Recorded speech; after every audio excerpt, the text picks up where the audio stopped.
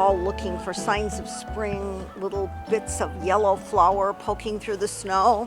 Welcome to our town. I'm Dorothy Thompson, and birds are the subject of our program tonight.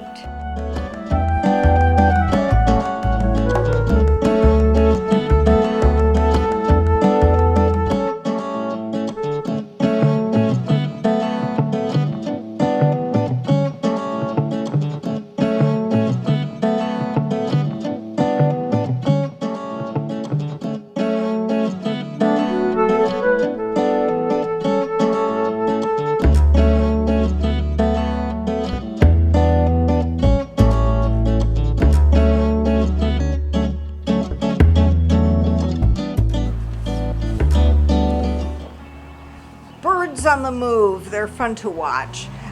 Bird migration was the subject of the most recent Love of Learning lecture given by Barbara Duerksen, and we'll share that with you now.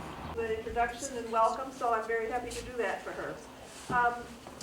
First of all, she wanted me to let you know that the next Love of Learning series will be Monday night, April 24th, here at 7 p.m. And it'll be Scott Walter, a professor at the Richland campus, and whose work with the Department of Natural Resources, and his title is How Do We Get Back to the Center? Depolarizing Wisconsin Natural Resources Policy. So that should be very interesting. April 24th here, there's a handout.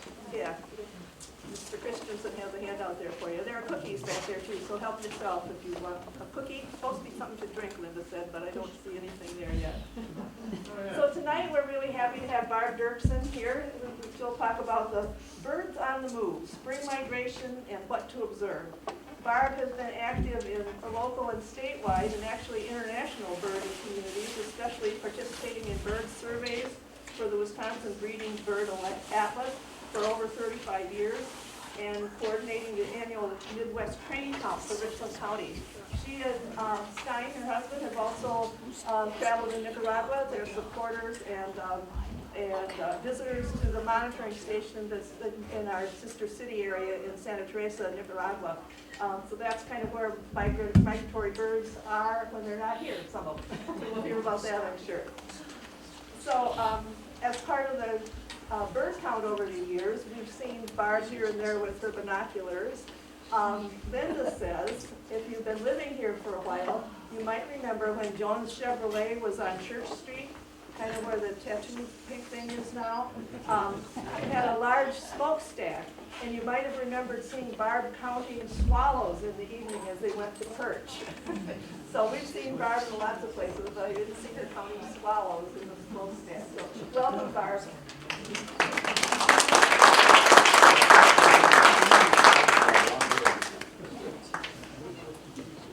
Thank you very much. Good evening. Can you hear? And if I wander away from the microphone, please let me know. Correction. I was counting chimney swifts in the chimney of Jones Chevrolet until it got torn down.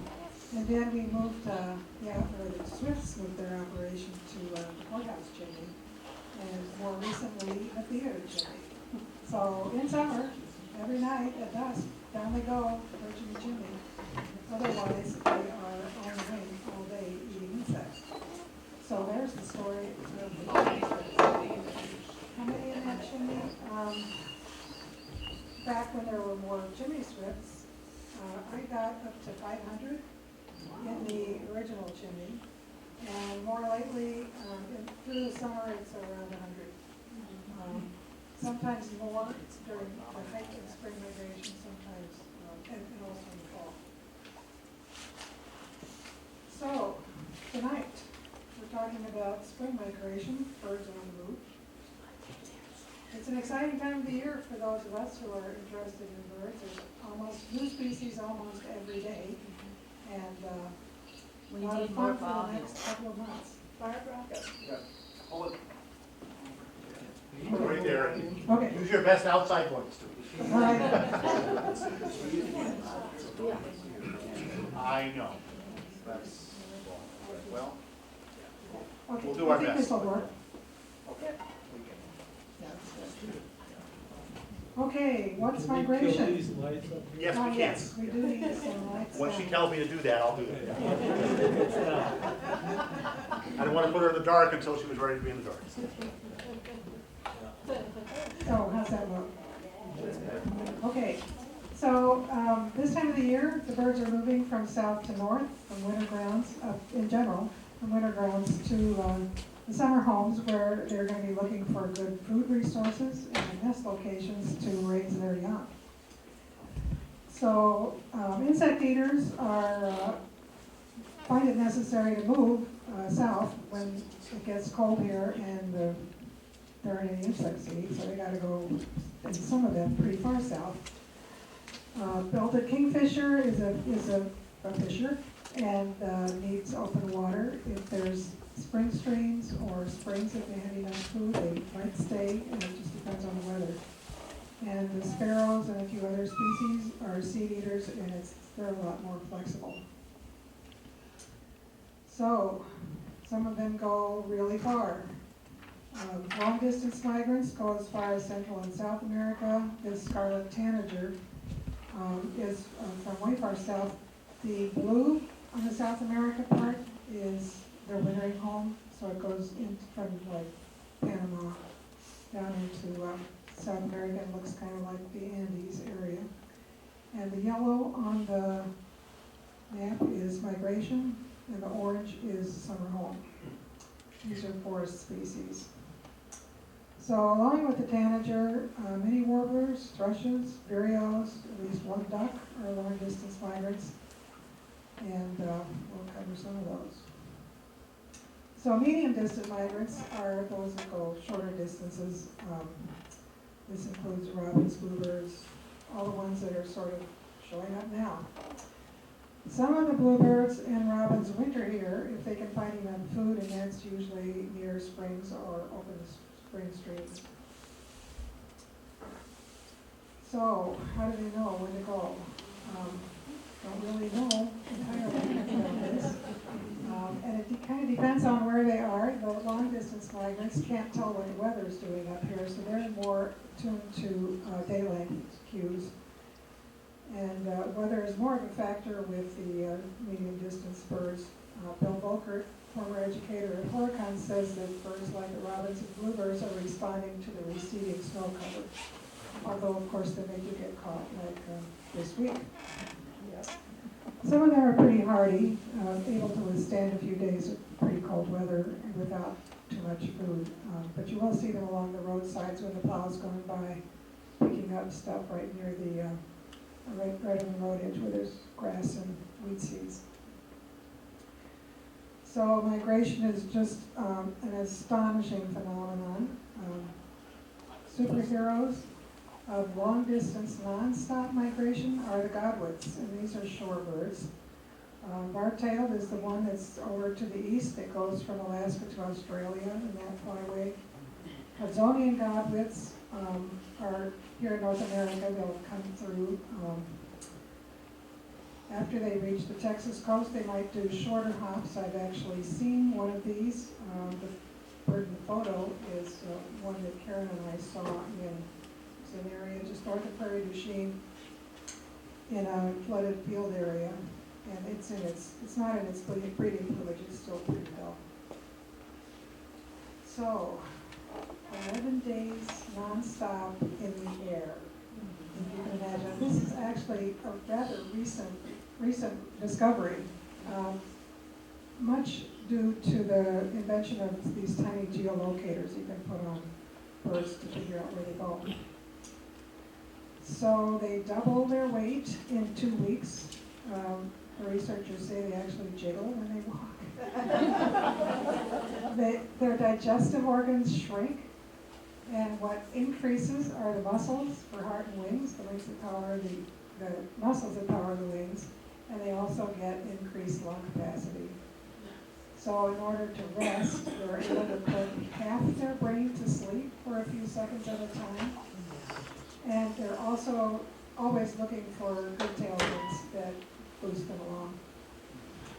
The bar-tailed godwits are rather large, about 16 inches long. Wingspan is about 30 inches. And if they make it through all the hazards, they can be long-lived. They might do this journey 25 to 30 times in their lifetime. So it's just astonishing. So the path of this goblet is in fall, is from Alaska down to Australia, at least the one that made the record, that's the one that went there. And then in spring, to go back north, these godwits and millions of other shorebirds head north in a different path, and they all arrow up to the Yellow Sea of China. So this is a really super important migratory stopover area. The tidal mudflats there are immense. It's really shallow, so the tide goes out for miles, and the birds just cover the tide flats eating little insects. Unfortunately, there has just been massive development, but recently China has actually figured out how important this is, and they've done a bunch of preservation of areas around that Yellow Sea area, so things are looking better.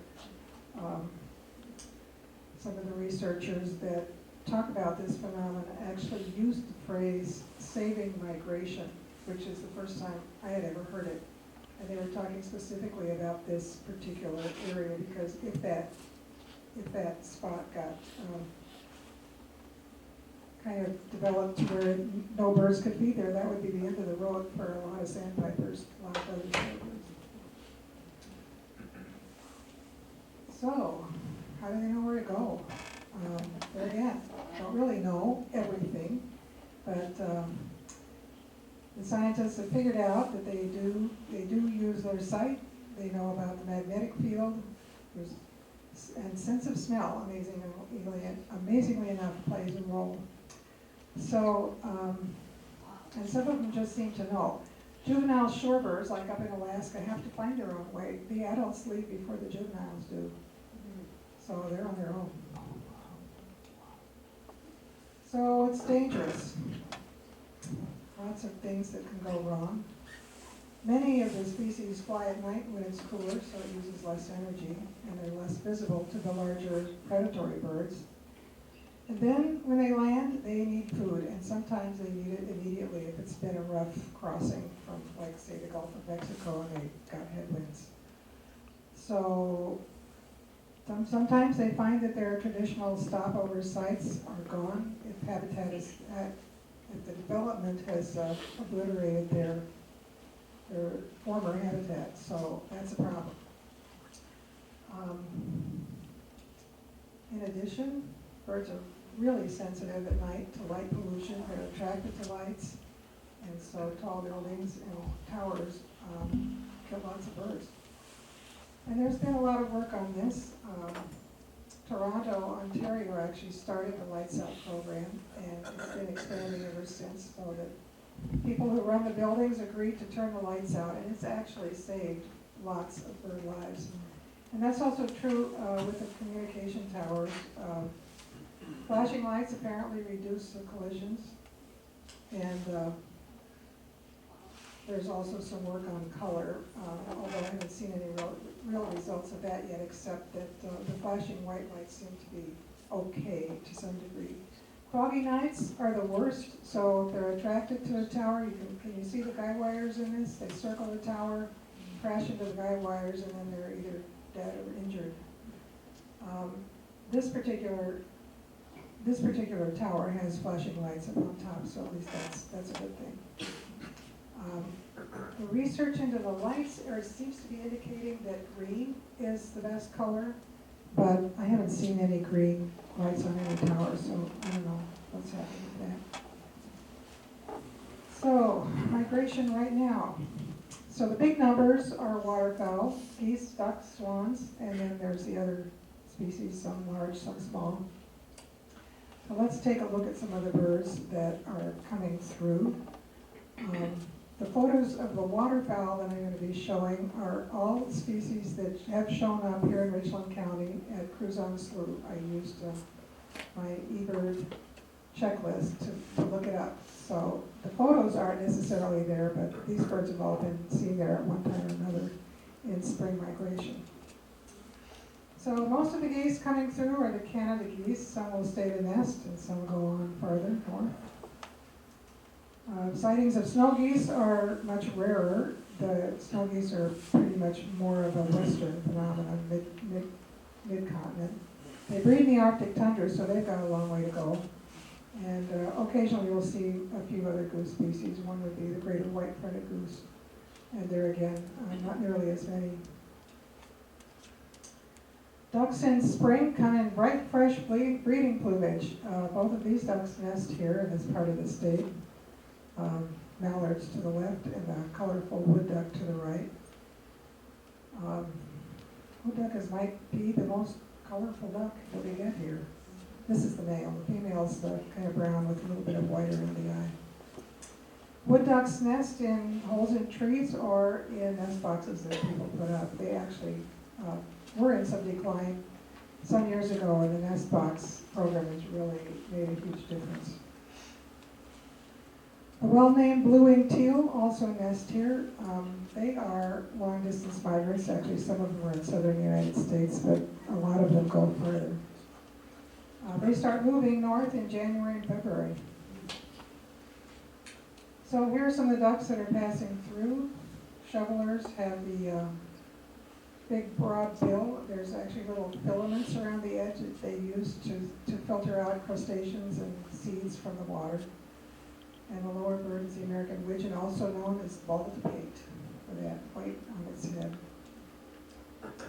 So redheads and canvasback, these two show up actually more along the Mississippi River, but I have found them in cruise on slough. Canvasbacks, hundreds of thousands of canvasbacks migrate along the Mississippi River in the fall, and I saw an eBird report from last fall of an observer finding 30,000 of them in one place, observing from one spot. So that could be pretty spectacular. Green-winged teal, gadwalls, poor light, the green-winged teal might not show those gorgeous head colors, but that white stripe is always there, even at a distance. Gadwalls are a little more subtle for the black butt. Northern pintail in flight, I think you might be able to see in the topmost duck the very skinny feather tail that gives them their name. This duck is not well named. Looks more like a ring-billed duck. There is a ring on the neck, but it's usually not visible. That's her scaup, another species. Common goldmine, males up on the left, female down on the right. These ducks make a whistling sound when they fly, sometimes called whistlers. Common mergansers. Some of them actually you can find here in the winter if you are along the river. Sometimes you see them flying. They tend to hang out near dams. They eat fish. They nest in holes in trees. And here's my favorite duck, looking so elegant. Hooded mergansers. In courtship season, the males have their crests up. In this photo, there's one female towards the front there with the reddish head feathers, also in a crest. So here's a male looking a little more relaxed, crest forward. Fishers, they have thin serrated bills that hang on to the fish easily. So that's it for duck photos. Now for other waterfowl. Wisconsin has two native species of swans, the trumpeter swans that nest here, and tundra swans that travel through. Tundra swans used to have the name whistling swans, so if you have an old field guide, that's what you'll see. The two species look very much alike, and I'm not going into too much detail on that. Trumpeters are a little larger, but that's hard to tell when they aren't both species together. So for this species, we see more of them every year due to a successful restoration program by the DNR. Now there are pairs nesting locally, Kickapoo River near Viola, Knapp's Creek below Excelsior, more places. These two were seen flying over the Kickapoo Reserve. So the range map actually shows them wintering in Illinois, kind of at the south, at the level of the south border of Iowa. But they do winter here. We've And people have actually found quite a few of them here this winter along the river, sometimes in cornfields. Another photo of the trumpeters along the Kickapoo, north of Iowa. So this is a group of tundra swans.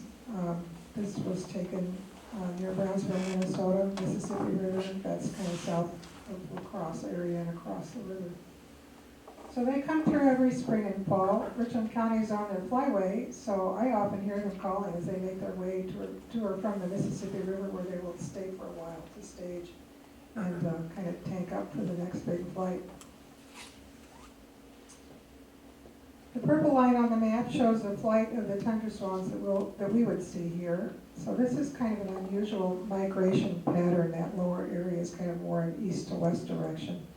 So they winter in the Chesapeake Bay, heading generally west towards Wisconsin, and then they kind of turn northwest to finally get to the upper Alaska area that they'll breed in.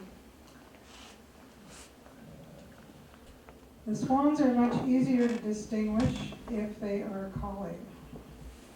And let's see about listening to them.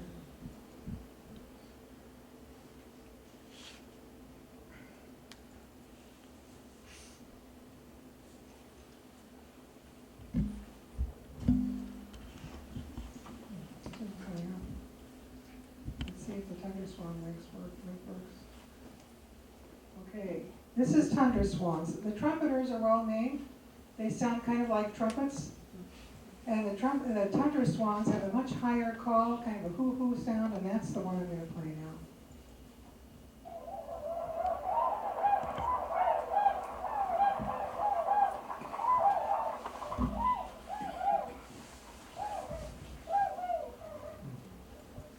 Well, the recorder said that was about 20 swans. Here we go. Trumpeter.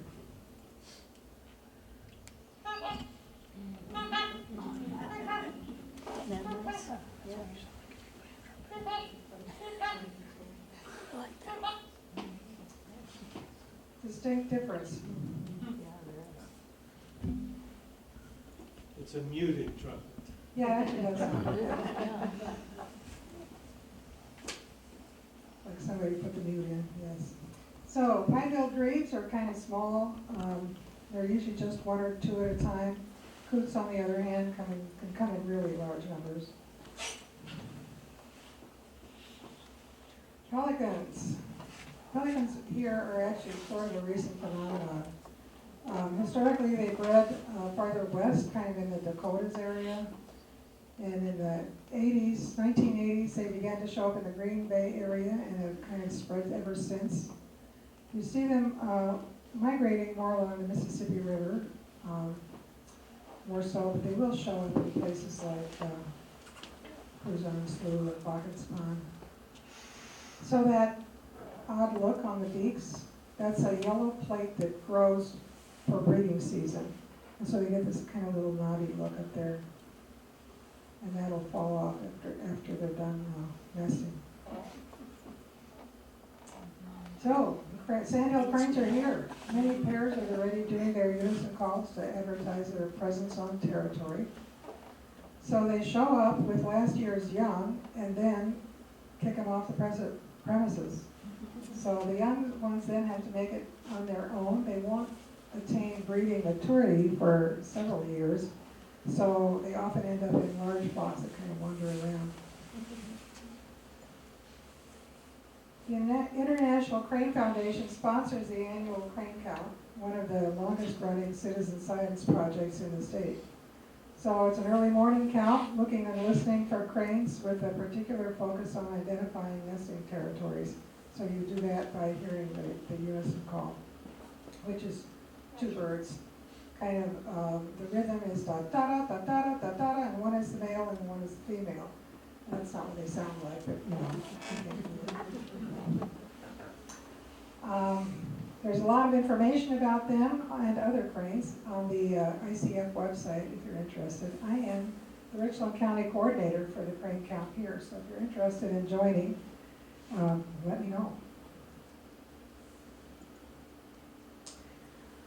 So ongoing restorations for the whooping crane. They want to establish a wild flock that migrates from Wisconsin to Florida, and it's been pretty successful, except getting them to breed. That's been a little bit more of a problem. I've seen, it's actually kind of rare to find migrating whooping cranes on this side of the state, but they have shown up. I've seen them 3 times, all some years ago, one time along Knapp's Creek, once near Lone Rock, and another time at a pond on the Kickapoo Valley Reserve, so you can get some surprises. This photograph is of a family on display at the International Crane Foundation. So, where to find them? Look up, listen. Generally, the waterfowl will be found in water, flooded fields, ponds, rivers. There are lots of pullover spots along the Mississippi River. If you go straight west and on up to La Crosse, you have lots of places to just look for ducks and pullover and pullover spots. Stoddard is a good place. The boat landing, you have to go through town to get to it. The Shady Maple overlook in the fall can just be spectacular with thousands of birds, from pelicans to swans to ducks and geese. So that happens just before freeze-up. Local areas.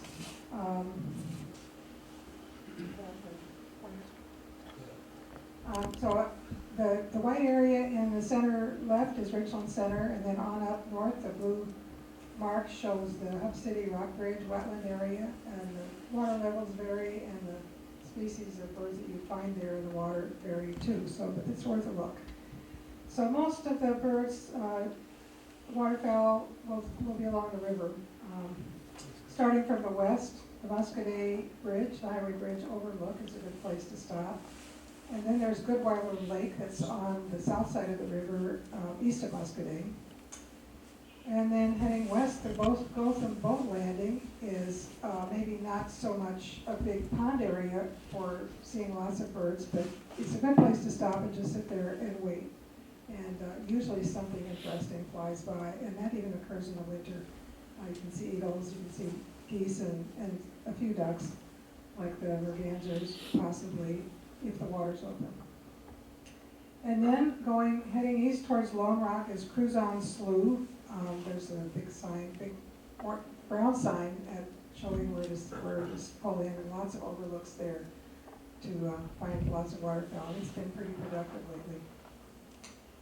And then to the east of Lone Rock is the Boggan's Pond area. That's a pretty big area, like at least 1.5 miles long. There are kind of 3 main spots to go see them. The overlook at Lawton Road, where the westmost dike is one place. The other 2 are off of Kennedy Road, heading east. And the eastmost one is also advertised with the big round sign. So there are other places nearby to go to. Knapp's Creek along the lower banks. Knapp's Creek has some ponded and marsh areas that are good for seeing ducks and other birds. And along the Kickapoo River all the way up to LaFarge and beyond, and other places. So, early migrants have to put up with snowstorms. This photo shows the robins eating on the sumac berries, and there's a male eastern bluebird sitting there. Late winter freezing and thawing makes sumac berries more palatable to birds, so that's an emergency late winter food. Seems like it doesn't taste so good in the fall. They leave it alone. The Mississippi River is particularly good for finding bald eagles on migration. These were near Prairie du Chien. And this year, Sharon told me that she had seen a high number of 378 bald eagles in the same area this early March. So the ones that stay here, that are here nesting, actually don't seem to wander too far from their nesting territories, their nesting spots, their trees. They do some refurbishing of the nest, bringing material to line the nest. This one's at Hub City Eagle Nest, and the nesting season is right now. A lot of eagles are already sitting on eggs. And you can probably find, I didn't look for this spring yet, but there are a lot of webcams that you can look at to see what eagles are up to just on a daily basis. So these two migrants are shorebirds, although both of them are pretty much associated with dry land. Both are already here, more on the way. Killdeers are known for doing that broken wing act when somebody comes along too close to their nest, which is a little scrape on the ground. Woodcocks do their courtship in really low light at dusk and at dawn. So to attract the female, the male's on the ground, and he does this series of calls that are kind of a nasal peep. So it's like ee, ee, ee. And I've actually tried to count that to see if this is a regular number when they stop and go on in the air, but no, it seems kind of random. So then they fly up in a huge circle in the air, twittering. It's a twittering sound that they make with their wings, and then they do this chirpy thing when they come back down. So we'll see if my legs work here. Killdeer.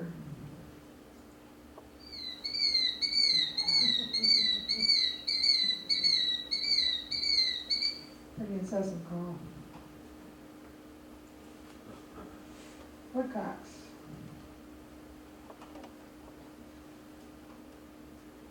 Pink call.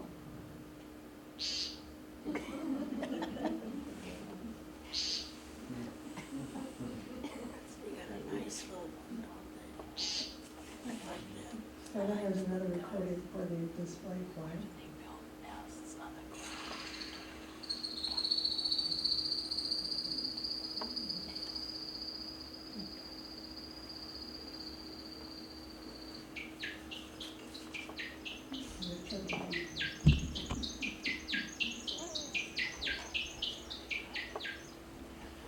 So females think that's all really cool.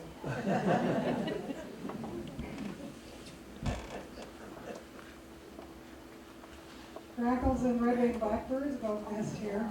Red-wings are actually one of the most abundant species on the continent. However, they have declined by about 28% between 1966 and 2019.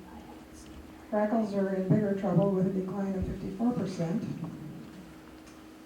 Rusty blackbirds, lower left, are migrants that go through heading for the boreal forest, and their decline has been ongoing, severe decline for a number of years, and they're down by over 85%, so they're in big trouble. This is a real common little brown bird, song sparrow, brown above and streaked below with a large central spot. They nest in fields, wood edges. They're actually one of the most numerous birds, along with red-winged blackbirds, on the local breeding bird surveys. They're still common, but they too have declined by about 27%. Fox sparrows. This is one of my favorite sparrows. They're just such a beautiful coloring with the gray on the head and the rusty red below. They hop and scratch with both feet. They're on their way north to the far north, way up in Canada and Alaska. And the population of these birds is actually holding steady. They're doing okay. Tokies are actually sparrows with bold coloring. Doesn't seem like a sparrow. They like brushy areas, winter in the southern states. They'll be showing up pretty soon. Turkey vultures. I saw my first one yesterday. There was just one. So we gave a look at that bare head, which is helpful for a bird that eats carrion, keeps it a little cleaner. Great blue herons, I haven't seen one yet, although I suspect they're around. They eat fish and the water's open, so they should be there. Phoebes are flycatchers. They say their name, Phoebe, Phoebe. Sit on a branch, loop out when they see an insect, and fly back when they caught it, or not. sometimes they nest. So they nest on ledges, sometimes in inconvenient places like your porch light. If you put up other ledges, it might give them the idea to move there. So we've had fewer phoebes in our yard since the big snowstorm in April of 2018. I expect them to recover. That snowstorm was actually a lot worse way up north in like around the Antigo area. Hundreds of birds died. And that storm also impacted birds here like robins and hermit thrushes. Tree swallows show that brilliant blue color in the right light. Blue is a reflected color, so sometimes it looks just dark. They use nest boxes or holes in dead trees, especially near water. On a cold spring day, you can often find large flocks of swallows flying over lakes or ponds where it's a little warmer and they can find insects. Golden crowned kinglets are tiny birds. They're smaller than chickadees, associated with conifers. So there are a bunch of pine trees. You can find them more easily there. They're really fast-moving little flyers darting around, and they do these little wings like thing, and which makes it pretty easy to spot. Hermit thrushes, beautiful songster, beautiful song, beautiful plumage. That rich brown coloring on the wings, and then they have that tail, and the tail wags up and down, are good ID clues if you're wondering which thrush you're looking at. And in general, the population of the hermit thrushes is stable. So they sing this wonderful song, usually not on migration, but I've heard it a few times. So here's that demo of that.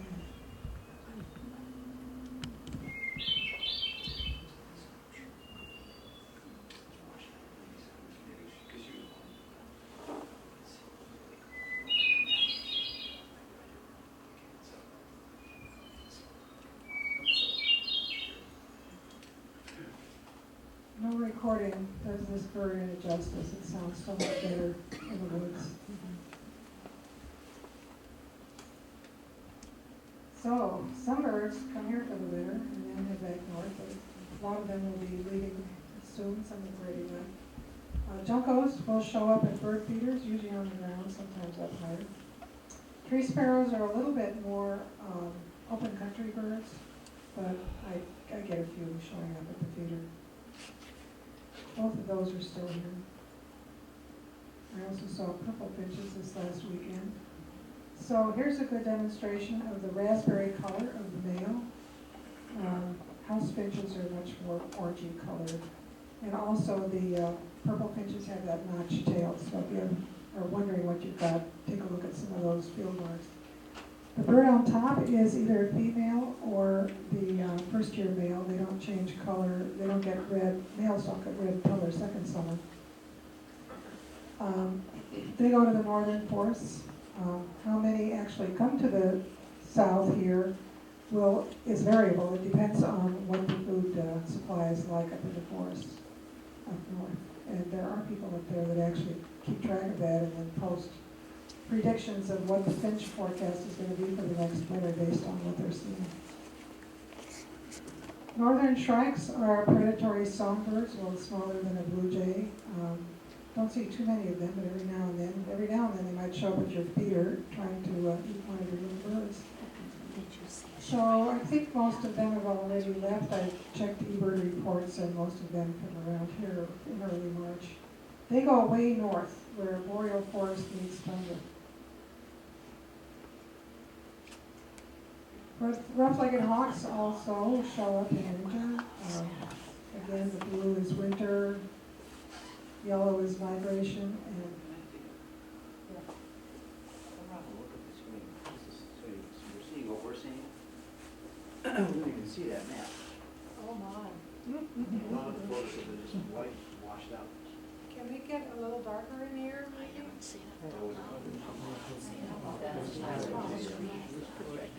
You have much better resolution. Yeah. It looks great on your screen. Oh, right out there.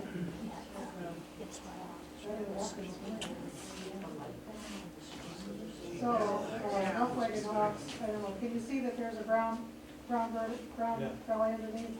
This is a dark morph of the rough-legged hawk. They come in light morph, dark morph colors.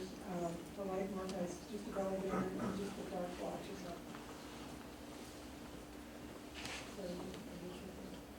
Huh. Usually this is pretty good. Didn't realize it was that one.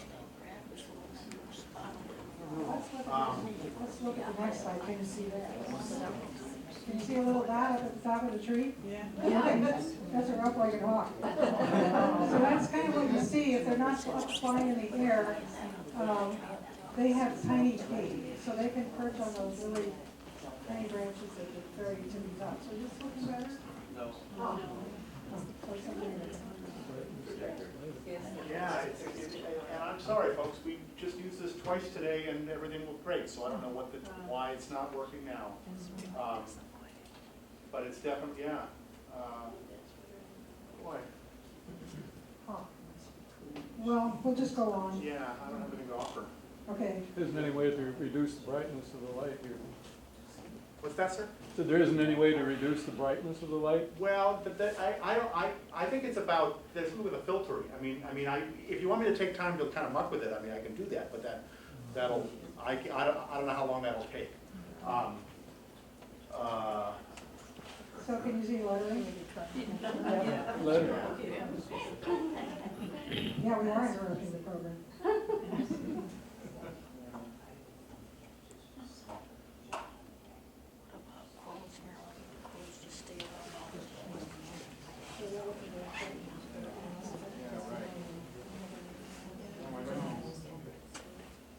Go back a slide so we can compare.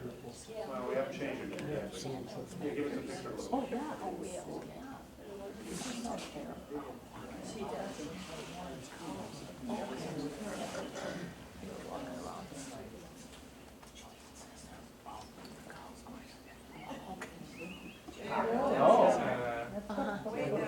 Take a look at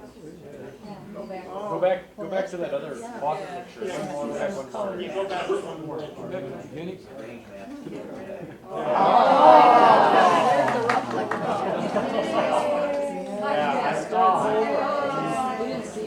I'm sorry, folks, I didn't realize that we must have touched this button when we turned it on, when we turned it on. It wasn't showing in color. Oh, yeah, well, you gotta see it. Got out of that mode. That one there, that's much better. All right. Okay, so Well, there. Oh, this is about birds.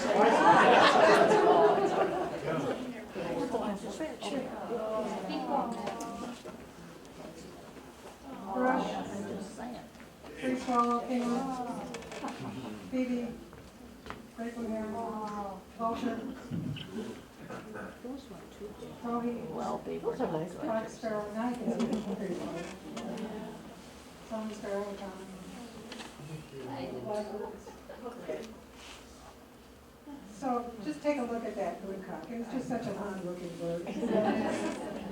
Kind of plump, short tail, long beak for probing for worms. And then those eyes are actually kind of sitting up towards the top of the head.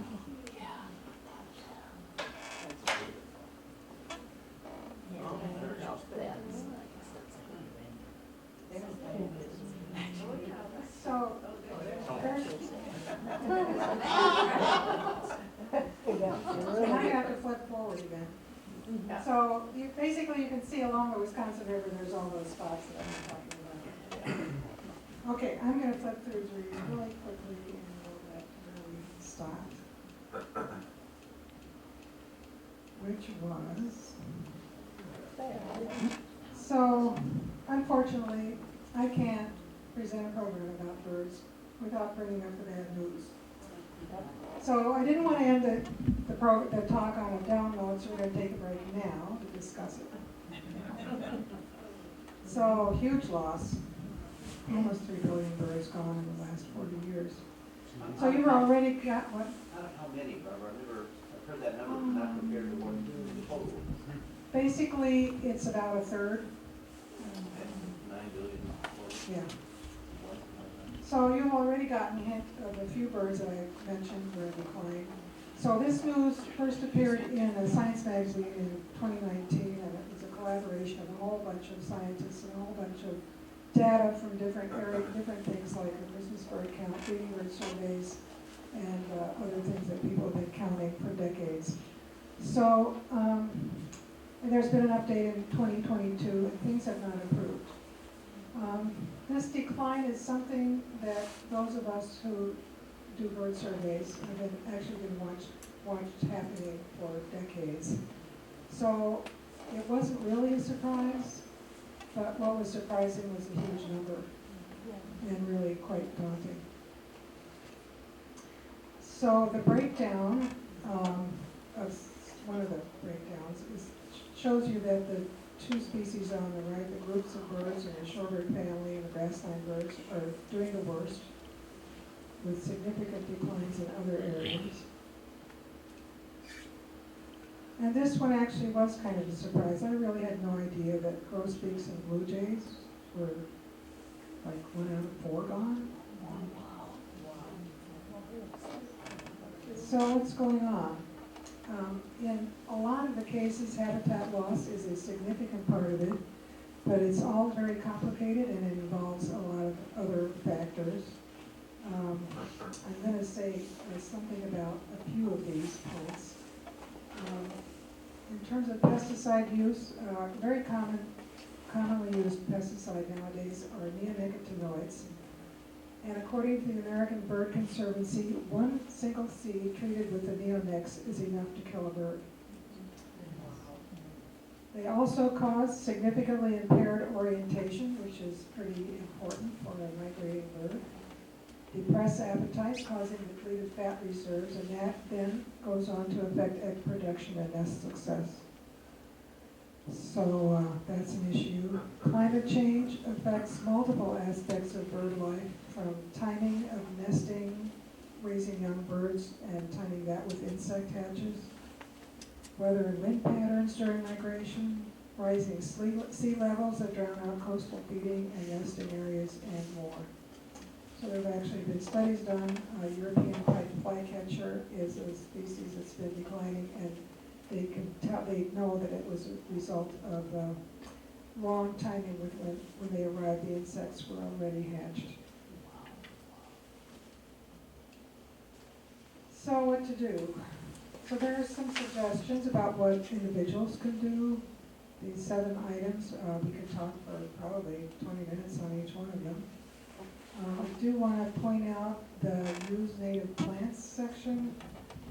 Oak trees have been found to provide multiple species of caterpillars, and this works, timing actually works especially for birds on migration, that these insects hang out around the oak flowers. There's been work done at the Kickapoo Valley Reserve on a doctoral thesis that came out with some of the evidence. And then I already mentioned the pesticides. So here in Wisconsin, the DNR and the Conservation Congress hold annual spring hearings, and that has to do with a lot of rules changes and things that are happening with fishing and hunting. And there are advisory questions, and there are going to be 2 about the lead poisoning issue. Loons and grebes ingest lead tackle. Bald eagles get bullet fragments from deer and other species that they find in the woods. So if you feel strongly about this, you can, and are so inclined, you can register your own opinion on this questionnaire. If you attend the meeting, you're supposed to go to the one where you live, in the county where you live. Or you could do an online questionnaire. And there are going to be a lot of questions, but you only have to vote on the ones that you're thinking are important to you or relevant. So there's an opportunity. So some of the really large-scale changes take the work of everybody, including people from other countries. So, among the declines, here's another depiction of the breakdown. But look at the waterfowl, up 56%, so there is a success story. In general, the waterfowl and some of the waterbirds are doing well. So for decades, Ducks Unlimited, U.S. Fish and Wildlife Services, other groups and agencies have invested in wetland protection, and it's paid off. So the people involved in bird conservation are hopeful that a similar effort applied to other bird groups will help turn things around. So some more good news with the woodpeckers, and that's a result of habitat management and a gain in the raptors. There was a lot of work on pesticide reduction from the DDT area, and that really helped. So there's other species that were in decline, and with human help are now doing well. Eagles, cranes, bluebirds. So there's hope.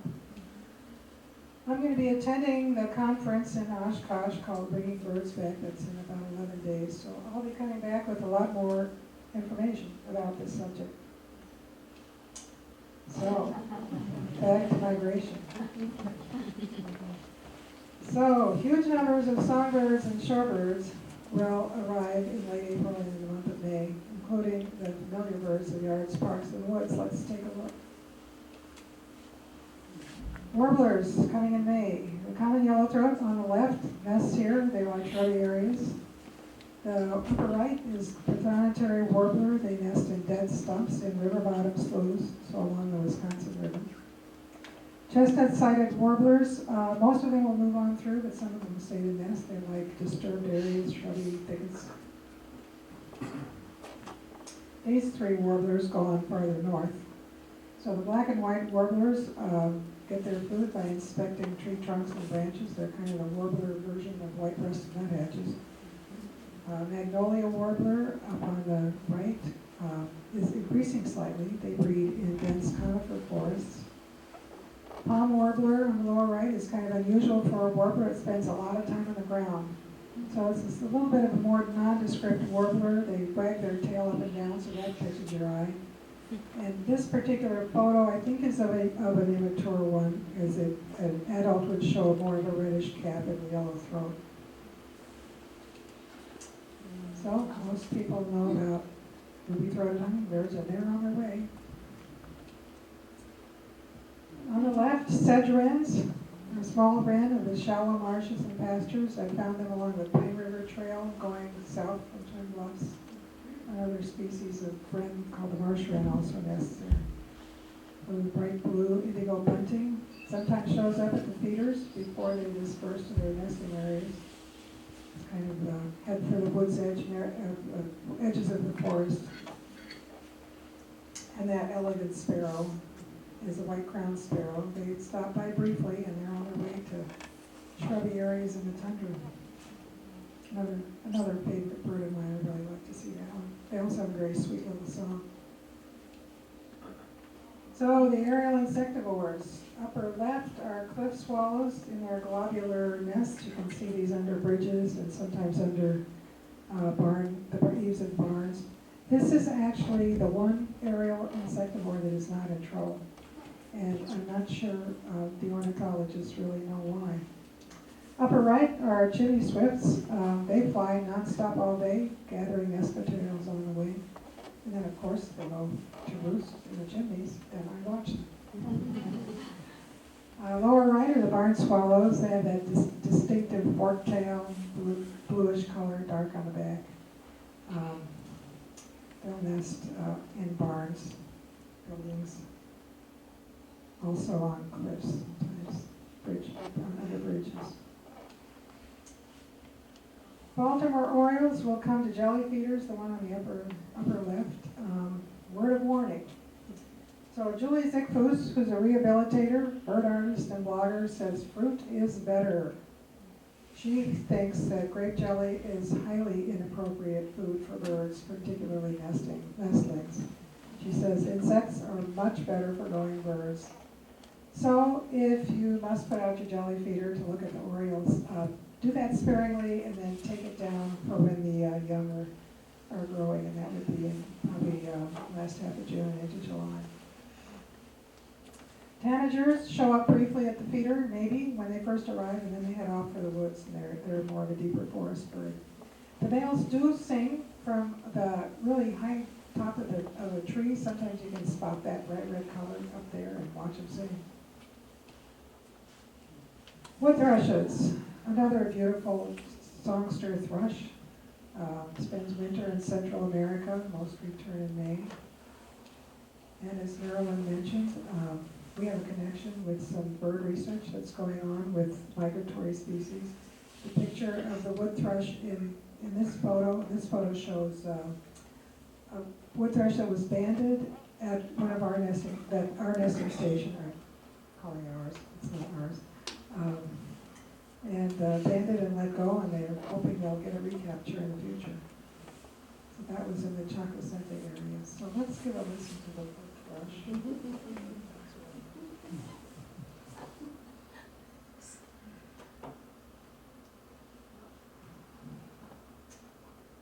My mouse here.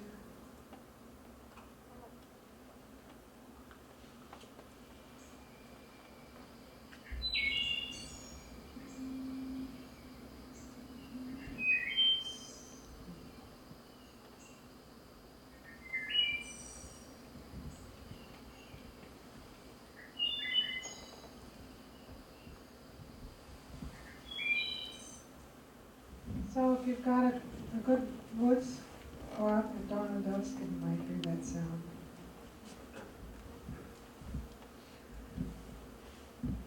So if you're interested in birds, you actually don't have to do anything to enjoy birds. You just go out and listen to them, watch them at your feeders. But if you're really into it, binoculars are a pretty good thing to have. There's lots of field guides, lots of bird apps, some of which are free. I have the Audubon app on my phone. I use eBird to enter sightings in the field. So if you want to keep track of what you're seeing, that's a good tool. Merlin, you have to be careful with. It's often used to identify bird song, but Merlin can be wrong. So kind of use it as a suggestion of what's out there and see if you can find a bird. And then there's Birdcast. So this is a website that forecasts migration in real time. So this is a screenshot of what they're predicting for tonight. Those areas surrounded with the gray line, those kind of looking things are storm systems. So usually the migration stops there. But you can see not much is going on here, mostly along the very southern edges of the country, especially in Florida. And then it looks like things might be better in like 2 nights. The lower right one has a little bit more purple coloring.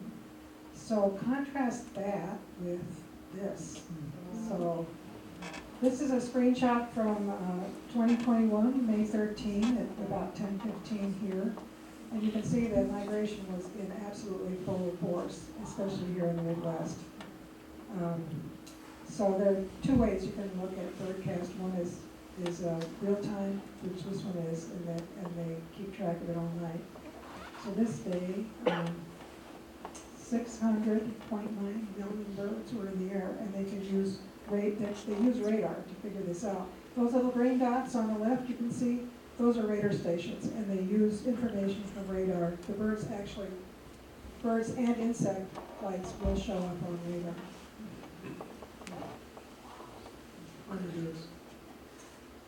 So, resources I used for tonight, lots of information from Cornell. The book, A World on the Wing by Scott Weidensaul is just a great resource for learning about what the recent research is with migration. It tells the story of the shorebirds in the Yellow Sea. The author's involved in tagging snowy owls that show up here in the winter, and he's a really good writer. So thank you to the photographers, 4 of whom are here tonight. Al Cornell, Susan Reed, Peter Schmidt, and Sharon Swiggle. Thank you. So. Oh my God.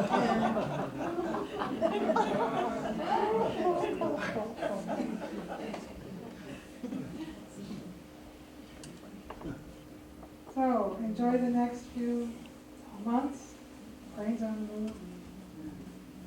And now we can have the lights on and the music